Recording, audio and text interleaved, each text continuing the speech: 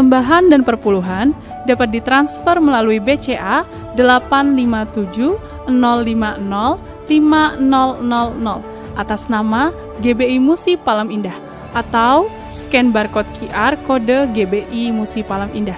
Tuhan Yesus memberkati.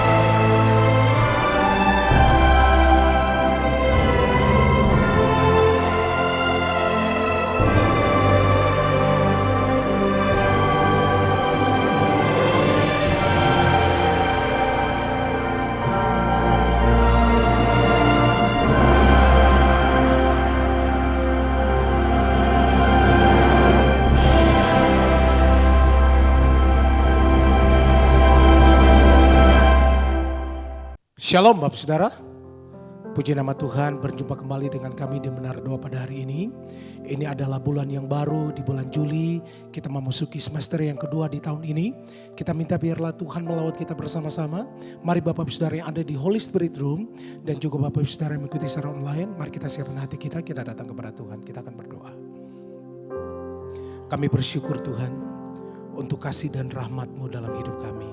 Hari ini ya Tuhan, di bulan yang baru, di bulan Juli ya Tuhan, kami berkumpul kembali ya Tuhan.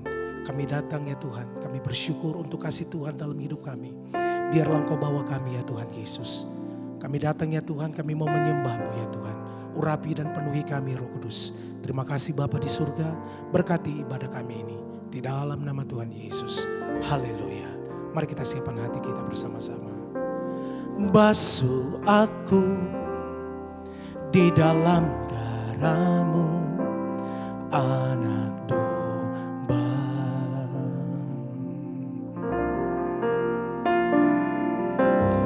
Jamah bibir, luruskan hatiku dengan Roh-Mu. Mari katakan ku rindu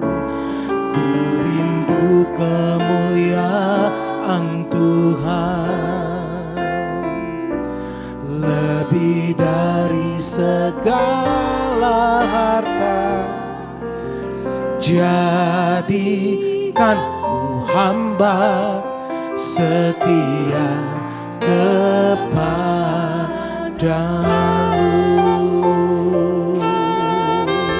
Mari sekali lagi dari awal katakan, basuh aku di dalam darah-Mu, anak domba.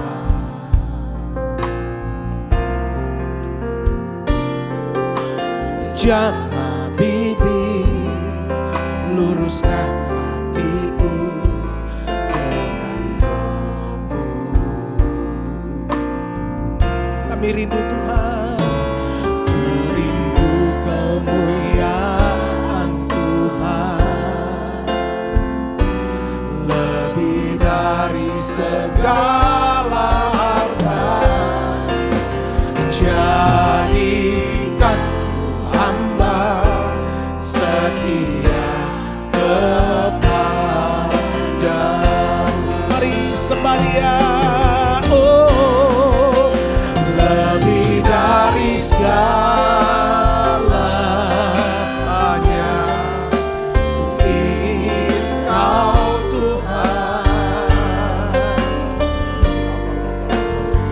Mas perak dan permata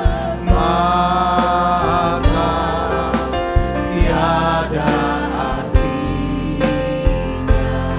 Haleluya. Ku ingin lebih dekat, bersekutu denganmu, jadikan hamba setia kepadamu.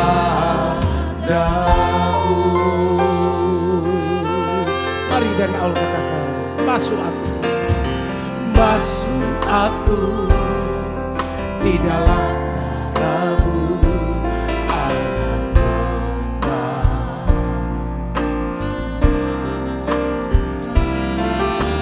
Jamah bibir, luruskan hatiku dengan Roh-Mu. Kami rindu Tuhan, ku rindu kemuliaan Tuhan,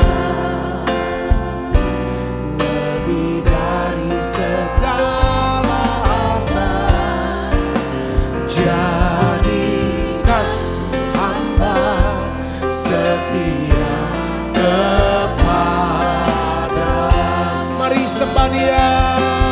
Oh, lebih dari segalanya, ku ingin Kau Tuhan.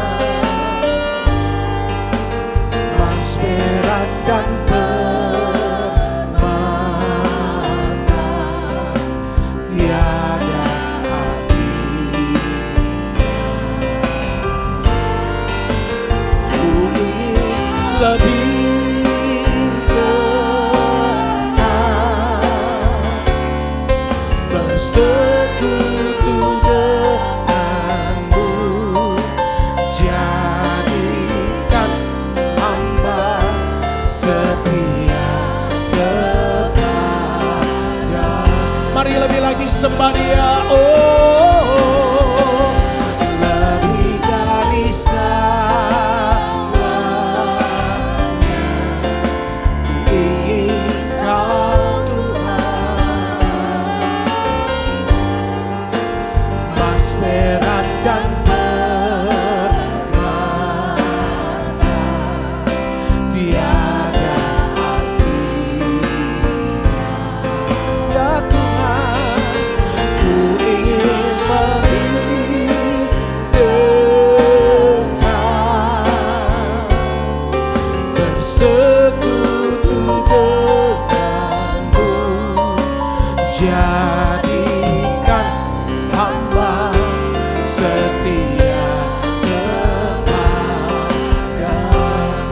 Mari datang sembah Dia. Tuhan, biarlah Kau basuh kami dengan darah. Ya Tuhan Yesus, bawa kami hari ini Tuhan, untuk kami mengalami kemenangan demi kemenangan di bulan Juli ini. Ya Tuhan Yesus, kami serahkan seluruh hidup kami kepadamu Tuhan. Yesus, Engkau baik. Haleluya. Terima kasih Roh Kudus, sentuh kami dengan kasih-Mu Tuhan. Haleluya. Haleluya. Jadikan kami hamba yang setia, yang berkenan di hadapan-Mu Tuhan. Mari sembah Dia. Haleluya. Oh, lebih dari segalanya, ku ingin Kau Tuhan. Mas perak dan permata tiada artinya. Ku ingin lebih dekat, bersekutu denganmu, jadikan hamba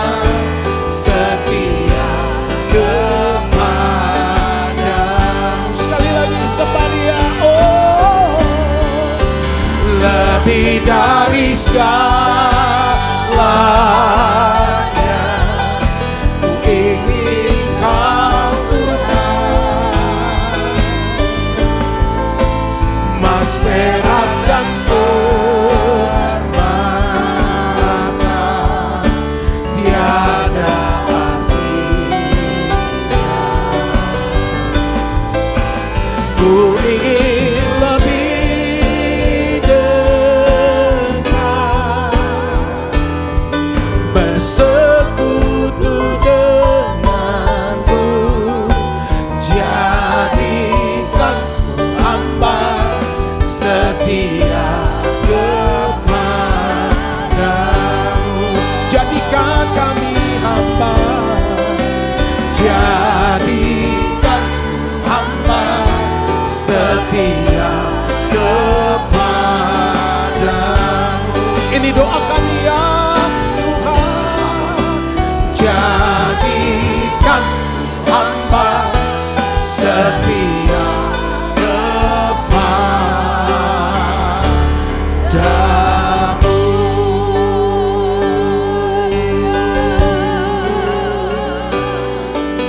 Mari datang sembah Dia. Jadikan kami hamba yang setia, yang berkenan. Ya Tuhanku, haleluya. Mari jemaat Tuhan, bawa hidupmu.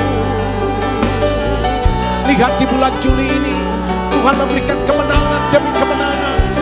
Ada sorak-sorai yang sukacita. Haleluya, kami bersyukur Tuhan. Tuhan bawa kami lebih lagi ya Tuhan. Haleluya. Yesus kami sembah, kami puji Engkau. Haleluya. Mari Roh Kudus bawa kami.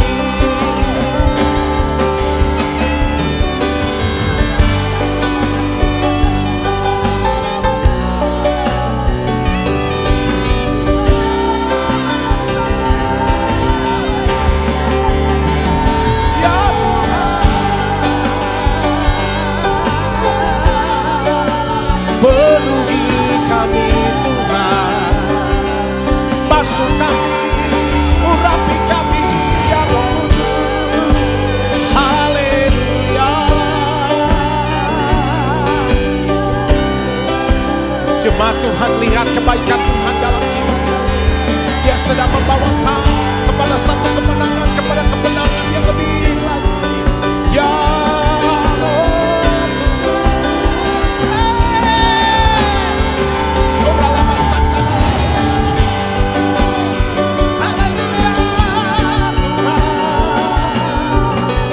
biarlah surga terbuka, Tuhan curahkan berkat-berkat-Mu atas hidup kami. Haleluya. Mari berdoa. Kira labaya syaka labaya labaya labaya labaya. Ora labaya labaya syaka labaya labaya. Ora labaya syaka labaya labaya. Haleluya. Ya Tuhan,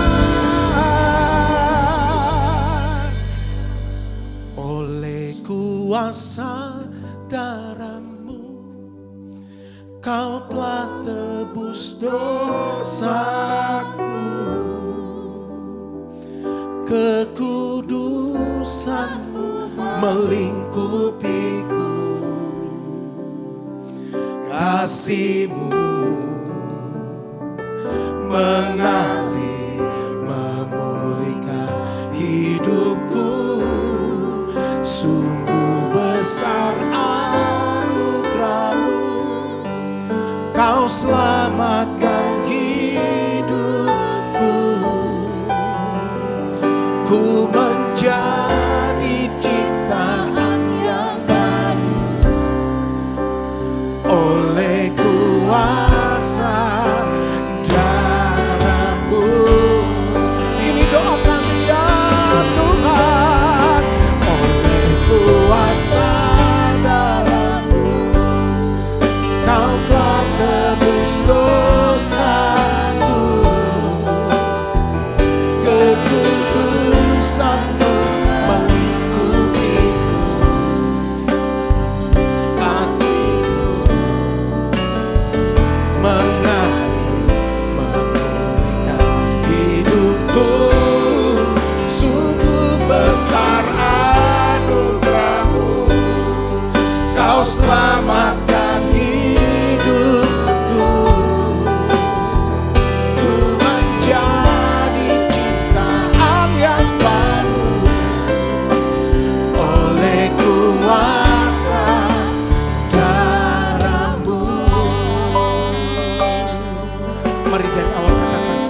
masuk, haleluya.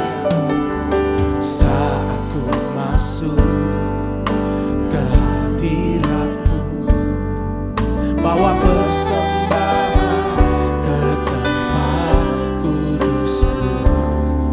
Pujian ku naikkan, sembah ku berikan bagi-Mu Allah yang mulia. Kau layakkan ku menghampiri-Mu, melihat tata kemuliaan-Mu Tuhan. Pujian ku naikkan, sembah ku berikan bagi-Mu Allah yang mulia. Oleh kuasa darah-Mu, Kau telah tebus dosaku. Kekudusan-Mu melingkupiku, kasih-Mu memulihkan hidupku. Sungguh besar anugerah-Mu, Kau selamatkan hidupku. Ku menjadi ciptaan yang baru oleh kuasa darah-Mu. Ini doa kami ya Tuhan. Oh, oleh kuasa darah-Mu, Kau telah tebus dosaku. Kekudusan-Mu melingkupiku, kasih-Mu mengalir memulihkan hidupku. Sungguh besar anugerah-Mu, Kau selamatkan hidupku. Ku menjadi ciptaan yang baru oleh kuasa darah-Mu. Mari lebih lagi sembah Dia. Oh, oleh kuasa darah-Mu, Kau telah tebus dosaku. Amin, Roh Kudus. Kekudusan-Mu melingkupiku, kasih-Mu mengalir memulihkan hidupku. Sungguh besar anugerah-Mu, Kau selamatkan hidupku. Ku menjadi ciptaan yang baru. Amin Tuhan. Oleh kuasa darah-Mu. Mari lebih lagi. Haleluya. Oleh kuasa darah-Mu,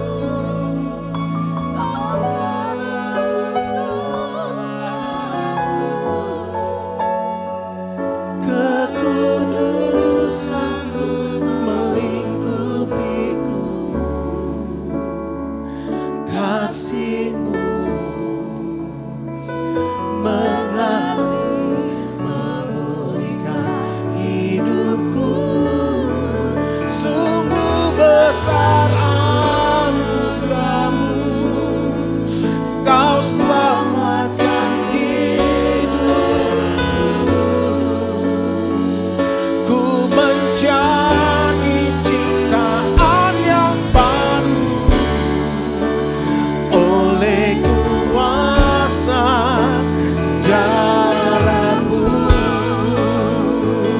Ku menjadi ciptaan yang baru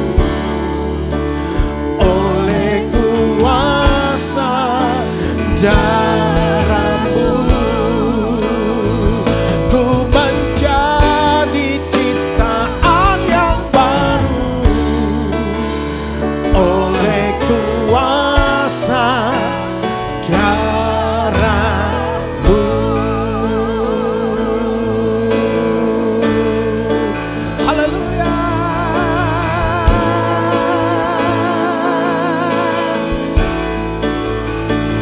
Sekarang tegaklah kepalaku, hadapi lawanku yang berada di sekelilingku, dan mulutku memuji, bermazmur bagimu, bersorak bagi kebesaran-Mu. Katakan, sekarang tegaklah kepalaku, hadapi lawan yang berada di sekelilingku, dan mulutku memuji, bermazmur bagimu, bersorak bagi kebesaran-Mu. Sekarang tegaklah kepalaku, hadapi lawan yang berada di sekelilingku, dan mulutku memuji, bermazmur bagimu, bersorak bagi kebesaran-Mu. Mari semuanya, haleluya. Sekarang tegaklah kepalaku, hadapi lawan yang berada di sekelilingku, dan mulutku memuji, bermazmur bagimu, bersorak bagi kebesaran-Mu. Bersorak bagi kebesaran. Haleluya. Bersorak bagi kebesaran-Mu.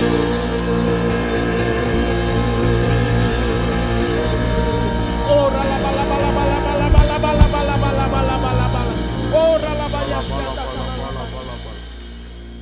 Bapak, kami bersyukur Tuhan untuk kami boleh ada di menara doa ya Tuhan. Kami boleh berdoa, memuji, menyembah. Kami boleh menikmati hadirat-Mu ya Tuhan. Kami boleh menikmati roti yang segar daripada pewahyuan firman-Mu ya Tuhan. Tuhan Yesus, bawa kami makin bertumbuh, makin dewasa, makin kenal akan hati-Mu, pikiran-Mu, jalan-jalan-Mu Tuhan. Tuhan, Engkau sucikan dan kuduskan setiap hati kami. Tuhan, tuntunlah ya Tuhan jalan kami. Kami percaya kebaikan kemurahan Tuhan akan mengikuti kami sepanjang hari ini, sepanjang bulan ini ya Tuhan. Bahkan sepanjang hidup kami ya Tuhan. Bapa, kami berdoa dalam nama Yesus, berikan kami mengerti Tuhan akan kebenaran firman-Mu. Sebab ya Tuhan, kebenaran yang kami ketahui, kebenaran ini akan memerdekakan kami. Bapa, kami berdoa ya Tuhan Yesus, tolong biarlah ya Tuhan, Engkau sendiri ya Tuhan yang membantu mengubah hati kami. Bisa menyelaraskan hati kami dengan hati-Mu ya Tuhan. Tolong biar hati kami terus melekat kepada Tuhan. Sehingga kami bisa menikmati segala yang baik yang Tuhan sediakan buat kami. Bapa, dalam nama Yesus biarlah kami punya bahasa hati yang percaya, bahasa iman ya Tuhan. Dan kami bisa bersatu ya Tuhan dalam iman. Terima kasih Tuhan, terima kasih. Berbicara secara pribadi buat kami semua. Urapi hamba-Mu untuk menyampaikan pesan firman-Mu dengan bahasa yang sederhana dan mudah dimengerti. Dalam nama Yesus, semoga kita yang siap menerima firman, hati gembira, sama-sama katakan amin. Tangan yang meriah saudara, silakan kembali Ibu Bapak. Shalom saudara, hari ini saya ingin sharingkan tentang peperangan rohani, tapi hakikat daripada peperangan rohani. Ada memang saya juga seperti kayak punya pengertian yang mungkin salah selama ini saudara. Peperangan rohani kalau kita lihat di dalam Alkitab bukan cuma sekedar pengusiran setan. Saudara, ya kan? Tentang orang yang kerasukan, manifestasi kuasa gelap atau pertarungan yang spektakuler. Kalau kita baca dari Efesus pasal 6 saudaraku ya. Itu Rasul Paulus tuh fokusnya bukan bagaimana caranya ngejar iblis. Lalu membangun kesadaran akan banyaknya setan.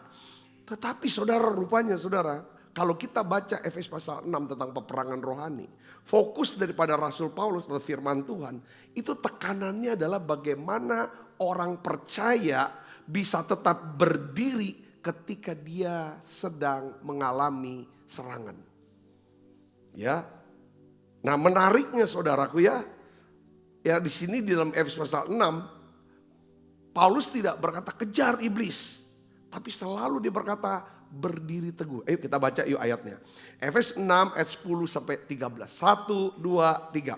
Akhirnya hendaklah kamu kuat di dalam Tuhan. Di dalam apa? Kekuatan kuasanya. Kuat saudara ya. Ayat 11. Kenakanlah seluruh perlengkapan senjata Allah. Supaya kamu dapat apa? Bertahan melawan tipu muslihat iblis.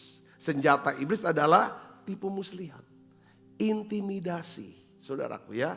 Kita misalnya sini kan, ayat 12. Karena perjuangan kita bukanlah melawan darah dan daging. Tetapi melawan pemerintah-pemerintah, melawan penguasa-penguasa, melawan penghulu-penghulu dunia yang gelap ini. Melawan roh-roh jahat di udara. Sebab itu apa? Ambillah seluruh perlengkapan senjata Allah. Supaya kamu dapat mengadakan perlawanan pada hari yang jahat itu. Dan tetap berdiri sesudah kamu menyelesaikan segala sesuatu. Jadi berdirilah teguh. Coba saya perhatikan sini. Coba berdiri teguh. Efesus pasal 6 ayat 11 katakan supaya kamu dapat apa? Bertahan. Melawan tipu muslihat iblis. Jangan gampang dibohongin sama setan. Ya. Yang kedua, Efesus 6 ayat 13 katakan apa? Supaya kamu dapat mengadakan perlawanan pada hari yang jahat itu. Hari yang jahat tuh hari yang dimana ya tiba-tiba aja kayak wong Palembang bilang apa? Tenggoran ya. Tiba-tiba kita bisa jadi stres, bisa jadi sedih.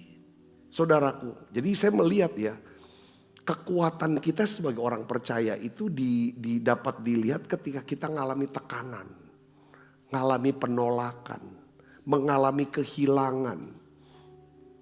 Bagaimana reaksi dan respon kita ketika kita mengalami kehilangan. Kehilangan sesuatu yang paling berharga. Seseorang yang paling kita cintai. Itu kita lihat. Nah peperangan rohani itu ini hari jahat nih. Kadang-kadang buat dia jadikan, iblis jadikan nih tempat untuk dia penjaga. Kita kuat apa? Ya kan saudaraku. Atau hari jahat bisa juga gini. Hari dimana tiba-tiba saja saudara. Kok kita reaksinya itu bagaimana? Ketika kita tidak mendapatkan apa yang kita kehendaki. Apa yang kita harapkan, kita gak dapat. Nah ini peperangan rohani. Makanya saudaraku 3 kali 7 Rasul Paulus tuh mengulangi kata yang sama. Saudaraku ya. Karena tujuan peperangan rohani bukan membuat kita sibuk. Ya kan? Dengan iblisnya. Tetapi tujuan peperangan rohani adalah apa saudara? Apakah kita tetap setia atau tidak? Katakan amin. Tetap setia, tetap dalam jalurnya, ya kan? Tetap dalam firman atau tidak. Saya kasih contoh ilustrasi tentang kapten kapal. Dia tidak menghabiskan seluruh waktunya saudara untuk mempelajari badai. Ya, ia fokus kepada menjaga kapal agar tetap berada di mana? Di jalur. Saudara pernah nonton gak di YouTube itu saudaraku yang kapal itu badannya tinggi. Saya berpikir wah itu semuanya gelap bagaimana ya. Dia gak pusing dengan itu. Yang penting asal dia jaga supaya arah kapal dia. Saudaraku ya kan tetap berada di mana? Di jalurnya. Badai kan bisa datang dan bisa pergi. Tapi yang menentukan tujuan kapal, ya kan, arah kapal, yaitu apa? Kemudi yang diarahkan ke tujuan yang benar. Gitu juga dengan kehidupan kita, saudara dan saya, ya kan? Iblis akan berusaha membuat kita ini keluar dari jalur, ya. Tapi Tuhan ingin kita tetap berada di dalam apa? Jalurnya. Nah hari ini kita akan belajar tentang peperangan rohani, ya. Nah ini apa sih, ya kan? Apa sih cara-cara iblis untuk buat kita keluar dari jalur, saudaraku? Ya kan? Ada 3 hal saudaraku. Yang pertama adalah godaan yang terus kita benarkan. Itu cara iblis. Peperangan rohani sering datang dalam bentuk apa? Godaan yang terus kita benarkan. Nah saudaraku ya kan. Maksud saya sudah tahu artinya ya. Kebiasaan buruk. Kesalahan-kesalahan, pelanggaran-pelanggaran, atau dosa-dosa. Ya kan? Yang kita anggap itu normal kok, biasa. Nah ini dia saudara. Makanya Yakobus 1:14 katakan apa? Tiap-tiap orang dicobai oleh keinginannya sendiri. Jadi musuh sering tidak datang dalam bentuk apa namanya, wajah seram, ya bertanduk. Tapi iblis tuh datang, dia pakai alasan yang terlihatnya masuk akal. Saya berikan contoh sebenarnya. Begini saudara, itu contoh aja. Marah-marah sedikit kan gak apa-apa. Ngomel-ngomel. Ya gak apa-apa, kecilan dulu aja ngomelnya, marah-marah. Orang datang minta maaf, ya kan. Oh bukan begitu caranya kau minta maaf. Ya kan. Kita gak mau maafin, kita tunda, ya kan. Terus kita pikir, cuma sekali nih buat pelanggaran. Buat kesalahan nih, coba-cobalah. Tuhan juga ngerti kita. Saya perhatikan di sini ya. Saya beberapa kali saya dipelajarin kita nih. Saudara tahu, kalau Tuhan tuh ahlinya, saudara, untuk bekerja, mendatangkan kebaikan. Dia ahli untuk mengubah apapun yang baik bisa jadi baik, yang tidak baik dia bisa olah menjadi itu Tuhan ahlinya. Tapi iblis itu ahlinya apa saudara? Iblis itu ahli, dia membuat kita berpikir. Ya, dia akan tanamkan dalam pikiran kita bahwa dosa itu terlihat biasa. Dosa itu terlihat normal. Ya. Tapi dengan baik soal. Setelah kita jatuh dalam dosa dan kegagalan, iblis akan membuat kita berpikir bahwa dosa dan kegagalan kita itu terlalu besar. Dan tidak bisa diampuni lagi oleh Tuhan. Tujuannya apa? Menjauhkan kita dari Tuhan. Jadi gini saudara, sasaran iblis itu simple sih. Gimana saudara hatinya tidak melekat lagi sama Tuhan. Hatinya gak nyatu lagi. Pikirannya gak nyatu. Dengan cara dia kasih pikiran. Jadi tujuan iblis itu adalah apa? Menjauhkan kita dari hadirat Tuhan. Lewat apa saudara? Dosa, kesalahan, pelanggaran. Saudaraku ya kan? Caranya gimana saudara? Lewat pikiran. Dia sesatkan pikiran. Contoh di Kejadian pasal 3. Hawa di Taman Eden. Saudara masih ingat gak? Ya kan? Iblis tidak maksa Hawa untuk makan. Ya kan? Tapi dia ubah cara berpikirnya. Saudaraku. Awalnya Hawa tahu dari Adam bahwa Tuhan melarang, ya kan? Tuhan bilang jangan makan buah itu. Tapi saudara dari dialog dengan ular, Hawa itu berubah pikirannya. Oh mungkin Tuhan mau batasin saya ya. Saat pikirannya berubah, maka apa yang terjadi saudara? Tindakan akan mengikutinya. Jadi jatuhnya manusia dimulai bukan dari tindakan. Tapi dari mana? Menerima sebuah apa? Pemikiran. Atau dusta daripada iblis. Jadi pikiran yang sesat itu dapat menyebabkan tindakan yang apa? Menyimpang. Kita harus jaga pikiran kita agar tetap berpikir yang selaras dengan apa? Firman Tuhan. Ini makanya perlu doa saudara. Kita perlu doa. Doa berdasarkan firman. Firman yang kita baca kita doakan. Setiap kali saudara dengar khotbah, dengar firman seperti ini, saudara perlu doakan. Katakan amin. Saya perlu doakan setiap firman yang saya pelajari. Tujuan apa saya harus doakan? Supaya ini masuk dalam pikiran dan hati saya. Kalau enggak didoakan kita gak mungkin bisa melakukannya. Hanya nguap begitu saja saudaraku. Oleh karena itu untuk supaya pikiran kita ini saudara bisa dijagain saudara. Tidak disesatkan, gak percaya dengan tipu muslihat iblis, dengan kebohongan-kebohongan iblis. Caranya gimana saudara? Penting kita perhatikan 3 hal. Mazmur pasal 1 ayat 1 sampai 3 ini Jelasin pada kita. Yang pertama apa? Nasihat siapa yang kita mau dengerin? Kalau kita udah gak mau dengerin nasihat lagi, hancur. Saudara. Amin? Kita udah anggap diri kita itulah yang benar itu. Saya perhatikan yang pertama. Iblis paling mudah, paling senang. Ya kan? Mendapatkan seseorang yang keras kepala. Yang tidak mau mendengar nasihat yang benar dan baik. Saudaraku. Yang kedua adalah dengan siapa kita bergaul. Ya, yang ketiga adalah apa? Renungan hati kita. Bahasa hati atau renungan hati. Saudaraku, itu yang dihentikan. Oleh karena itu Efesus 6 ayat 11 katakan apa? Kenakanlah seluruh apa? Perlengkapan senjata Allah. Kenakan. Supaya kamu dapat apa? Bertahan melawan tipu muslihat iblis. Pertanyaannya, apa sih perlengkapan senjata Allah itu apa? Ada 7 saudara. Efesus pasal 6 katakan. Yang pertama apa? Ikat pinggang kebenaran. Artinya apa? Hidup benar sebagai dasar segala peperangan rohani. Kita gak mungkin bisa menang dalam peperangan rohani kalau kita gak berikat pinggang katakan amin. Ya, baju jirah, keadilan baju jirah. Ini untuk lindungin apa? Hati dari tuduhan dan serangan iblis. Kasut kesiapan memberitakan Injil damai sejahtera. Ini bicara tentang hidup kita mau bawa damai. Bukan mau cari ribut saudaraku. Mau cari bertengkar atau bikin malu orang. Saudaraku ya kan. Yang keempat adalah perisai iman. Perisai iman memadamkan semua panah api si jahat. Apa perisai iman? Ininya saudara. Supaya yang tahu untuk mematahkan setiap keraguan-raguan akan janji Tuhan. Akan Tuhan. Ketakutan, kekhawatiran, dusta. Yang kelima adalah helm atau ketopong. Helm itu saya pakai kata istilah helm aja biar kan. Ketopong itu kayak bahasa Indonesia orang bingung. Ketopong itu apa sih Pak?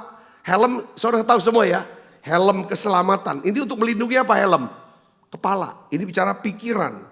Ya, melindungi pikiran dengan pengharapan akan keselamatan. Nah pedang roh. Ini pedang roh. Yaitu senjata untuk melawan tipu. Kalau kita punya firman Tuhan. Tidak mudah kita ditipu. Saudaraku. Yang ketujuh adalah apa? Doa dalam roh. Penting nih berdoa dalam roh. Inilah komunikasi dan kuasa yang menghubungkan kita dengan Tuhan. Saudara bisa berbicara sama Tuhan. Dan saudara menerima kuasa otoritas. Inilah perlengkapan senjata Allah. Saudaraku ya. Jadi peperangan rohani. Saudara perhatikan sini. Ya. Jadi kejatuhan itu jarang. Ya kan. Yang namanya dimulai, kejatuhan besar itu jarang dimulai langsung buk gitu saudara. Tapi apa? Biasanya dengan kompromi kecil yang terus kita benarkan. Jadi peperangan rohani sering dimulai ketika kita harus memilih. Apakah saya akan mentaati firman Tuhan? Ataukah saya mau mengikuti perasaan atau keinginan saya sendiri? Saudaraku, kadang-kadang perasaan kita, keinginan kita belum tentu betul saudaraku. Tapi yang benar adalah apa? Firman Tuhan. Yang kedua, saudara mau tahu peperangan rohani itu apa? Yang pertama adalah apa saudara? Kita membenarkan apa yang salah. Nah itu kita peperangan rohani. Ya kan? Kita harus rubah. Ya. Yang kedua adalah apa? Gangguan. Berupa apa saudara? Gangguan-gangguan yang menjauhkan kita dari Tuhan. Lukas 10, 41, 42 berkata apa? Marta, Marta engkau khawatir dan menyusahkan diri dengan banyak perkara. Perhatikan sini saudara. Ini bukan soal dosa. Ini bukan soal kesalahan, pelanggaran. Di sini katakan Marta tidak melakukan dosa. Tetapi Marta dia sibuk. Kesibukannya ini yang membuat Marta kehilangan sesuatu yang paling penting dalam dirinya. Nah, saudara strategi musuh yang modern. Iblis tidak selalu harus membuat seseorang itu jadi jahat. Kadang cukup membuatnya sibuk. Untuk beberapa orang, ya kan saudaraku, dibikin sibuk. Orangnya baik, tapi bikin sibuk. Yang jahat suruh tetap jahat lah. Kalau emang udah ada naturnya jahat, sifatnya jahat, jadilah terus jahat. Benci, sebenci-bencinya lah orang luka. Tapi kalau dia enggak, dasarnya orang baik, saudaraku ya, orang baik, orang benar, dibikin sesuai sibuk. Kalau ini sekarang banyak kerja, setelah itu saudara kan liburan. Kadang-kadang liburan bagus tuh saudara, untuk rest. Tetapi saudara, ada liburan kadang-kadang justru menjauhkan kita dari hadirat Tuhan, benar. Amin saudaraku, kadang-kadang kita, karena kan udah nggak sesuai dengan ritme. Beberapa ada orang tuh ritmenya kan pagi kalau di rumah saat teduh, nanti ini ada ritmenya. Ketika dia liburan, dia. Nah, saudara perhatikan sini, iblis seringkali tidak harus membuat seseorang terus jadi jahat. Tapi dia cukup buat sibuk, ya, sangat sibuk, sampai dia nggak punya waktu lagi untuk apa? Berdoa, baca firman, beribadah, dan bersekutu. Saudara perhatikan sini saudara ya. Maria tuh duduk di kaki Tuhan Yesus. Marta sibuk melayani. Perhatikan di sini. Yesus tidak menegur Marta, saudara, karena dia melayani, enggak. Ya, yang Yesus tegur adalah apa? Pelayanan yang membuatnya kehilangan hadirat Tuhan. Yang Tuhan tegur adalah, ya saudara, dari Marta adalah apa? Pelayanannya, keresahannya inilah yang membuat dia sulit masuk hadirat Tuhan. Makanya yang peperangan rohani yang kita harus jaga yang pertama adalah kalau memang salah ngomong salah. Kalau benar ya benar. Itu namanya saudara berdiri teguh. Katakan amin. Saudara ngerti gak di sini? Katakan amin. Itu peperangan rohani yang pertama adalah salah-salah. Benar-benar. Sekarang gini saudaraku. Ya, itu yang pertama saya mau ulang lagi soal gini. Ada orang-orang sekitar kita. Keputusannya menurut firman itu salah. Saudaraku. Tetapi saudaraku. Kita kalau mereka salah. Kita harus ambil sikapnya apa saudara? Tidak setuju dengan keputusan dia. Tidak setuju dengan perbuatan dia. Katakan amin. Tidak setuju. Tetapi saudara, kita pun harus apa? Menghormati keputusan dia. Tidak setuju, tetapi tetap menghormati. Kenapa saudaraku? Supaya kita gak benci sama orang ini. Saya bisa ngerti? Seperti Tuhan saudara tidak setuju dengan pelanggaran-pelanggaran kita. Tapi dia tetap menghormati kita. Bentuk dia menghormati, dia gak langsung hukum kita. Betul gak saudaraku? Gak langsung. Dia hormati ya, kau melanggar. Konsekuensinya ya jauh dari Tuhan. Kalau aku bilang ini A, kau bilang ininya B. Oh kau gak sepakat sama aku hormati. Tapi kau gak bisa sejalan dengan aku. Aku gak bisa turut bekerja dalam hidupmu. Itu yang pertama. Yang kedua saudaraku, ya kan gini. Ya. Kalau kita mungkin kita gak buat salah. Kita gak benarkan yang salah. Kita bilang buat kesalahan. Tetapi kita tidak lagi punya hubungan dengan Tuhan. Dalam doa, pujian, penyembahan, dengar firman. Karena kesibukan. Inilah yang memisahkan kita sehingga kita, saudaraku, ya kan, menjadi orang yang lemah. Saudara, Tuhan bilang, saudara dalam Yohanes pasal 15, ya kan? Akulah pokok anggur, apa? Kamu adalah ranting-rantingnya. Tuhan bilang, kalau kamu tinggal dalam aku dan firmanku tinggal dalam kamu akan berbuah banyak. Kata berbuah ini saudara, ini yang namanya kita tuh bukan cuma bisa punya kekuatan bagi diri kita. Tapi kita bisa menguatkan orang lain di saat kita sedang mengalami tekanan atau tolakan atau badai dalam hidup kita. Yang ngerti katakan amin. Jadi ini disana tinggal dalam aku itu bicara bagaimana cara tinggal. Harus doa. Doa dalam bahasa roh harus kuat. Dan firmanku tinggal dalam kamu. Kita harus punya firmannya. Ibu bapak dapat sini katakan amin. Makanya yang namanya peperangan rohani itu seluruh perlengkapan senjata Allah itu bicara tentang apa? Firman Tuhan sebenarnya. Semuanya firman. Jadi kata kuncinya adalah saudara, kedekatan keakraban kita sama Tuhan. Tidak semata-mata. Ya kan, saudara bisa punya keintiman yang dalam itu lewat doa, pujian, penyembahan plus firman Tuhan.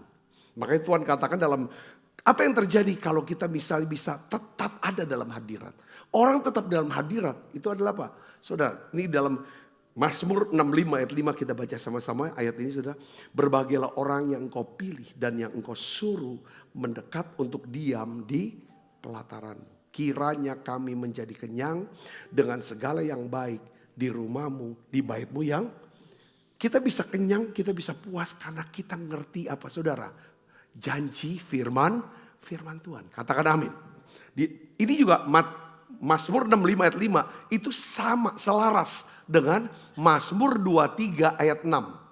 Ya, kita baca sama-sama. 1, 2, 3. Kebajikan dan kemurahan belaka akan mengikuti aku seumur hidupku. Dan aku akan diam dalam rumah Tuhan sepanjang masa. Katakan amin. Ya kan saudara. Ketika kita diam dalam rumah Tuhan. Di rumah Tuhan itu ada hadirat Tuhan. Dan juga ada firman Tuhan. Dua ini tidak bisa dipisahkan. Saudara, ya kan? Roti firman Tuhan dan hadirat roh, pencurahan roh, yaitu minum daripada airnya. Saudara, inilah. Jadi itu yang kedua. Yang ketiga, peperangan rohani itu tujuannya apa sih? 3. Tujuan peperangan rohani adalah, saudara, mempertahankan apa? Kesetiaan kita kepada Tuhan. Tujuan peperangan rohani itu, saudara. Ya kan? Supaya kita tetap setia. Setia itu apa? Kalau Tuhan bilang ini yang begini jalannya, ini nasihatnya. Kita bilang, ya Tuhan aku setuju. Katakan amin saudara. Itu yang pertama. Yang kedua adalah apa? Sesibuk-sibuknya kita tidak mau ya kan terlepas ya kan dari Tuhan. Karena prinsipnya begini saudara ya. Bayangkan sebuah ponsel yang sangat mahal harganya. Fiturnya lengkap, kameranya luar biasa. Tapi habis baterai. Ponsel ini berguna nggak? Nggak berguna. Di hadapan Tuhan juga gitu. Orang Kristen yang aktif, produktif mungkin, sibuk. Tapi kalau nggak terhubung dengan Tuhan, sia-sia akhirnya. Ya saudara, saya ngerti sini. Katakan apa? Jadi tujuan daripada peperangan ini adalah kesetiaan kita. Nah contoh terbesar adalah siapa? Ayub. Ketika iblis menyerang, ya kan Ayub saudara. Iblis menyerang apa saudara? Yang iblis ambil apanya? Hartanya, keluarganya, anak-anaknya, kesehatannya. Betul gak saudara? Ya kan? Tapi sebenarnya ada satu tujuan. Tujuan utama iblis itu apa? Membuat Ayub meninggalkan Tuhan. Bukan dia mau hartanya, bukan mau anaknya, bukan mau kesehatan, bukan. Tujuannya, nih ya Ayub 1 ayat 11. Soalnya sini, kita baca sama-sama. 1, 2, 3. Tetapi ulurkanlah tanganmu, jamahlah segala yang dipunyainya, ia pasti mengutuki engkau di hadapanmu. Ya, iblis juga dari 10 anak. Saudara pernah kepikiran gak gini? Kenapa kok cuma anak-anaknya yang mati dibunuh? Istrinya gak mati dibunuh, kenapa? Karena istrinya berguna buat setan. Untuk goda Ayub. Supaya Ayub kutuki Tuhan. Pertama kan iblis ngomong dulu sama Tuhan kan. Coba kalau dia kehilangan semuanya. Pasti dia akan kutuki engkau. Ternyata enggak saudaraku. Lalu dia suruhlah istrinya saudaraku. Untuk ngomong sama Ayub. Ayub kutukin Tuhan lalu matilah kau sudah. Jadi sebenarnya saudara iblis itu sebenarnya kalau dia gak bisa goda kita. Dia akan pakai orang deket kita. Yang kita gak enak kalau gak nurutin. Untung aja Ayub bisa kebaskan debu. Yang selama ini dia mungkin nurutin perkataan istrinya. Hari itu dia enggak. Kalau enggak dia terbuang juga saudaraku. Nah ini peperangan rohani di situ saudara. Hati-hati kadang-kadang ada orang-orang yang kita sangat ini kan. Itu kalau misalnya dia hidupnya kedagingan, itu bisa dipakai. Kita harus ambil sikap. Jangan ikut-ikutin Adam. Gak punya sikap dia. Saudara-saudara, katakan amin saudara. Nah inti peperangan rohani ini. Bukan soal kehilangan uang. Bukan soal kehilangan kenyamanan. Tapi soal apa? Respon. Saya belajar soal respon. Apakah kita tetap mengasihi Tuhan. Ketika keadaan tidak sesuai dengan harapan kita. Ketika kita mengalami kehilangan, ketika harapan dan kehendak kita tidak dikabulkan. Katakan amin. Saudara belajar ke hari ini? Tentang ya kan? Jadi sebenarnya peperangan rohani, pertempuran itu terjadi kapan? Bukan sebulan sekali. Setiap hari. Makanya kita butuh, berilah kami pada hari ini apa? Roti. Makanan ini bukan cuma sebenarnya perut, saudaraku. Makanan roh. Firman. Karena tiap hari peperangan rohaninya. Saudaraku. Jadi banyak orang Kristen nunggu peperangan yang besar, yang dramatis. Enggak. Lewat yang hal yang sepele. Peperangan terbesar. Ya kan, justru peperangan terbesar itu terjadi pada kapan? Saat kita milih mau mengampuni atau nyimpen bait. Itu peperangan rohani itu. Saat kita milih mau berdoa sekarang, Tuhan dorong kita. Doa. Kan doa sedikit, doa kecil juga gak apa-apa kok. Doa singkat juga gak apa-apa. Tapi doa lakukan. Kalau Tuhan bilang, lakukan apa? Lakukan. Atau kita mau tunda. Ini peperangan rohani situ. Saat kita memilih percaya sama firman, atau kita percaya sama kekuatan kita. Maksudnya percaya sama perasaan kita.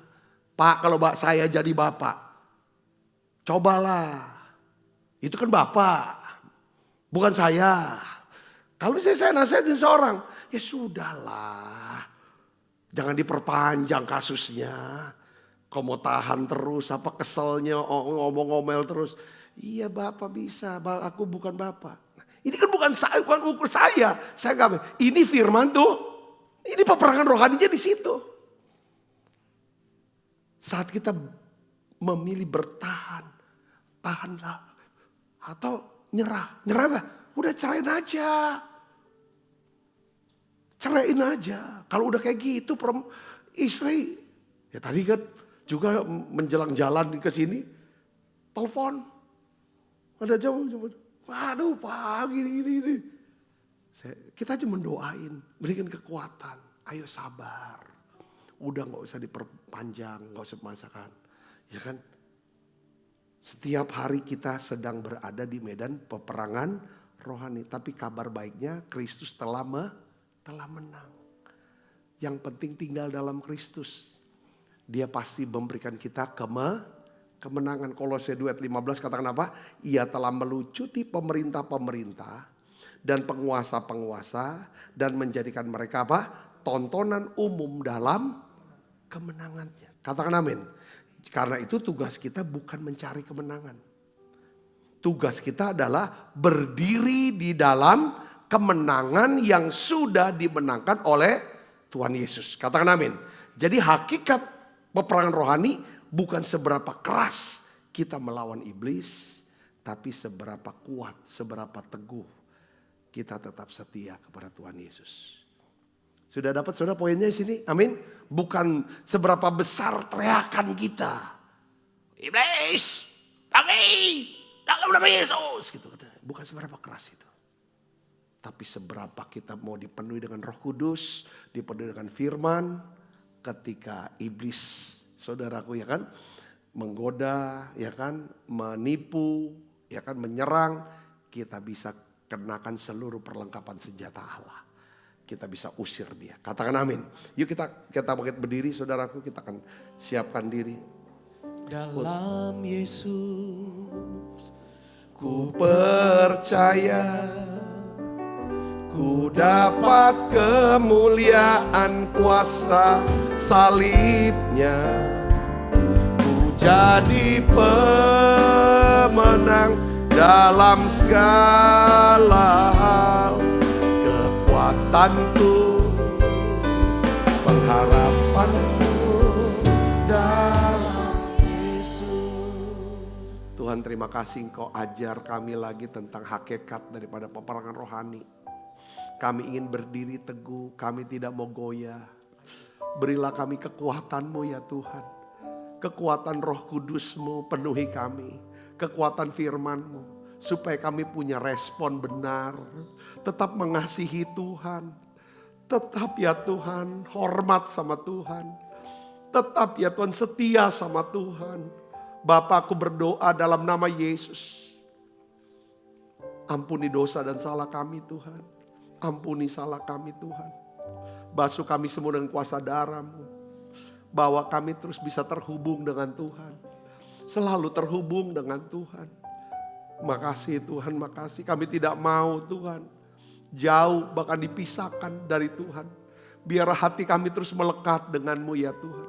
Karena Engkau janji ya Tuhan, kalau hati kami melekat kepadamu, Engkau akan meluputkan, Engkau akan membentengi. Kalau kami berseru ya Tuhan, Engkau menjawab kami ya Tuhan. Hari ini Bapa, aku berdoa dalam nama Yesus. Kalau hari-hari ini anak-anak-Mu sedang mengalami ya Tuhan peperangan rohani yang begitu dahsyat. Biarlah ya Tuhan kami tetap ada di dalam jalur ya Tuhan. Walaupun badai datang besar, kami mau arahkan hati kami menyatu dengan hati-Mu Tuhan. Ada bahasa hati yang percaya. Ada bahasa iman ya Tuhan yang mau berkata-kata. Aku percaya akan melihat kebaikan Tuhan. Di negeri orang-orang yang hidup. Makasih Tuhan, terima kasih. Aku mau yang bersatu dengan iman. Bersama dengan saudara-saudara seiman. Sebab apa yang telah teruskan kepadamu telah aku terima dari Tuhan. Yaitu bahwa Tuhan Yesus pada malam waktu Yesus mengambil roti, angkat roti. Dan sudah itu ia mengucap syukur atasnya. Ia memecah-mecahkannya dan berkata, inilah tubuhku yang diserahkan bagi kamu. Perbuatlah ini menjadi peringatan akan-Aku. Saudaraku, bukankah roti tangan kita adalah persekutuan kita dengan tubuh Kristus? Mari makan dalam nama.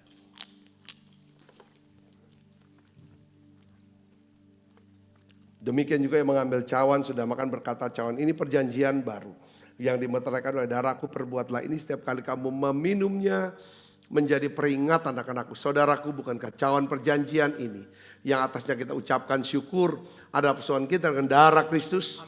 Mari minum dalam nama Yesus. Terima kasih Tuhan. Terima kasih Tuhan anugerah-Mu. Haleluya. Terima kasih Yesusku, terima kasih Yesusku. Puji syukur hanya bagi Tuhanku. Terima kasih Yesusku, terima kasih Yesusku. Puji syukur hanya bagi Tuhanku. Terima kasih Yesusku, terima kasih Yesusku. Puji syukur hanya bagi Tuhanku. Terima kasih Yesusku, terima kasih Yesusku. Puji syukur hanya bagi Tuhanku. Puji syukur hanya bagi Tuhanku. Puji syukur hanya bagi Tuhanku.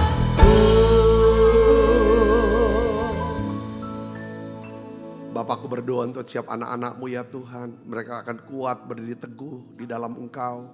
Kau berkati tangan-tangan yang membawa persembahan untuk pelayanan daripada gereja-Mu di tempat ini ya Bapa. Kekasih Kristus, terimalah berkat yang berlimpah-limpah daripada Allah Bapa.